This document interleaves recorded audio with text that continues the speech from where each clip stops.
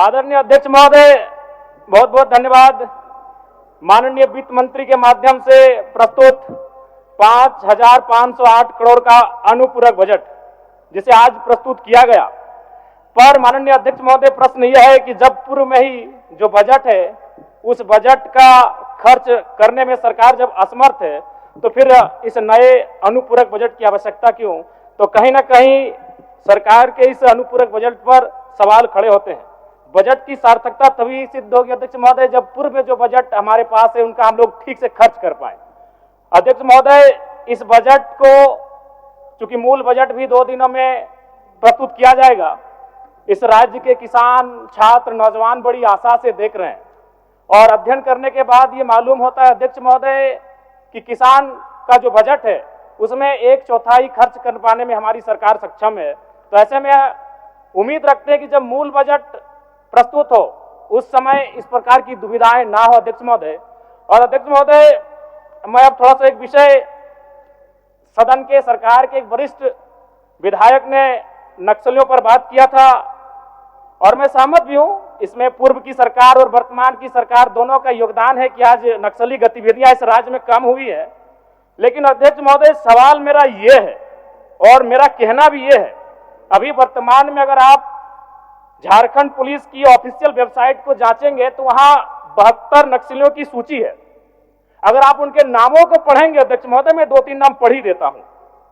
मिसिर बेसरा, प्रयाग माझी, अजय महतो, सुभाष महतो। जब इन लिस्टों को पढ़ेंगे ना अध्यक्ष महोदय तो आप 1970 के दौर को भी थोड़ा कंपेयर करेंगे कि जब उस समय झारखंड आंदोलन, अलग राज्य की जो लड़ाई थी और उस समय जिन लोगों, जिन कौम का जान गया था, आज वे लोग नक्सली के रूप में उनका जान जा रहे हैं अध्यक्ष महोदय। 72 में हमको लगता है कि 50 आदिवासी नक्सली है अध्यक्ष महोदय। मेरा कहना यह है, ये राज्य आदिवासियों का, जंगल आदिवासियों का, दलमा का पहाड़ आदिवासियों का, पारसनाथ का पहाड़ आदिवासियों का, लुगू बाबा का पहाड़ आदिवासियों का और नक्सली भी आदिवासी अध्यक्ष महोदय। खामियां कहां रही? आखिर क्या कारण रहा कि एक आम आदिवासी नक्सली गतिविधियों की ओर प्रभावित हो अध्यक्ष महोदय? बहुत ही गंभीर विषय है। मैं उस पर प्रकाश डालते हुए, मैं आज से लगभग 18 साल पहले इस देश के एक सम्मानित अखबार हिंदुस्तान में एक पत्रिका छपी थी, 17 तारीख 2रा महीना 2007। उसका शीर्षक था अध्यक्ष महोदय, माओवादियों ने बांटी हजारों एकड़ जमीन। अध्यक्ष महोदय, मैं पारसनाथ की तराई से आता हूं। जब नक्सली गतिविधियों का प्रश्न आता है तो सबसे पहले लोग पारसनाथ को देखते हैं। आज गांव में लोग क्या कहते हैं मालूम है अध्यक्ष महोदय कि 1990-95 में, मैं पुनः कहूंगा, मैं नक्सलियों का समर्थन नहीं करता हूं, उन्हें असंवैधानिक मानता हूं, उन पे कार्रवाई होनी चाहिए, लेकिन मैं गांव से आता हूं और गांव की बात कहता हूं। गांव के लोग क्या कहते हैं मालूम है कि जब नक्सलियों का वर्चस्व था, वीडियो का हैसियत नहीं था 1 रुपए घूस लेने का, सीओ का औकात नहीं था 1 रुपए घूस लेने का, थाना प्रभारी थर-थर कांपते थे।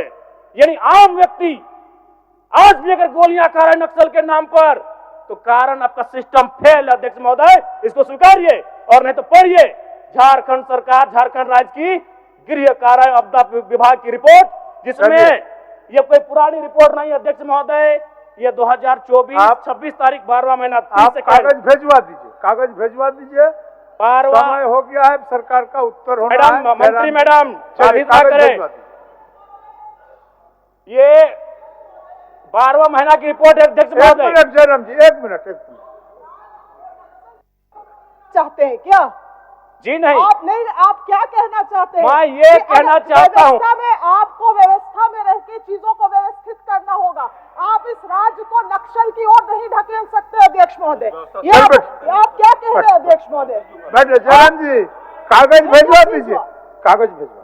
मेरा कहना यह है कि एक आम व्यक्ति क्यों, मैं कह रहा हूं असंवैधानिक लोग हैं, मैं प्रशंसा कर रहा हूं सरकार की। क्या मंत्री मैडम, एक तो 1 मिनट का समय आप बाधित कर रही हैं, चलिए। क्यों बाधित करेंगी? क्यों बाधित करेंगी?